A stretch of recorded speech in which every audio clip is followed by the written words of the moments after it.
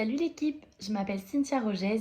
Dans la vie, je suis danseuse et chorégraphe, mais si tu me connais un peu, tu sais que j'ai une deuxième passion, la chanson. Il y a 1 an, j'ai commencé des cours de chant avec Yael et peu de temps après, j'étais déjà sur scène en train de performer. Puis j'ai même appris à jouer de la guitare. Non, je rigole, ça c'est pas mon truc. Par contre, ce qui est vrai, c'est que j'ai toujours rêvé de créer ma propre musique. Alors j'ai pris mon courage à 2 mains et j'ai donc décidé de me jeter à l'eau.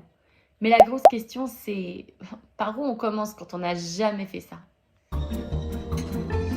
Are you okay? Mon premier réflexe, appeler mon papa musicien. Il me crée un texte et une mélodie. Franchement, c'est pas mal du tout, mais pas encore totalement moi. Et la surprise, j'ose, je modifie, je réécris, je coupe, j'ajoute, bref, je travaille tout jusqu'à ce que le son me colle vraiment à la peau. Ensuite, je contacte Luciane, le beatmaker qui a fait l'instru. Il me propose 2 versions, la première est plutôt cool, mais la deuxième, elle est dingue et c'est celle-là que j'ai choisie. Après ça, entraînement intensif chez ma prof de chant, objectif, arriver en studio zen, prête et solide. Mais la veille de l'enregistrement, grosse panique. Le refrain, je le sens moyen.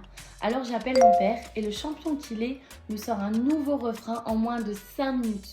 On adore, on décide de le garder. Direction le studio, une première fois, puis une deuxième pour rebosser les détails. On rajoute des claps pour un petit côté festif et latino. D'ailleurs, note-moi en commentaire si tu arrives à les repérer dans le morceau. Pour finir, on rajoute cuivre, clavier et Akpo s'occupe du mix, du master et là, bing! Ça y est, ma musique, moi je me barre, est enfin terminée. Parce que moi je me barre. J'ai décidé cette fois d'écrire une autre histoire. Moi je me barre.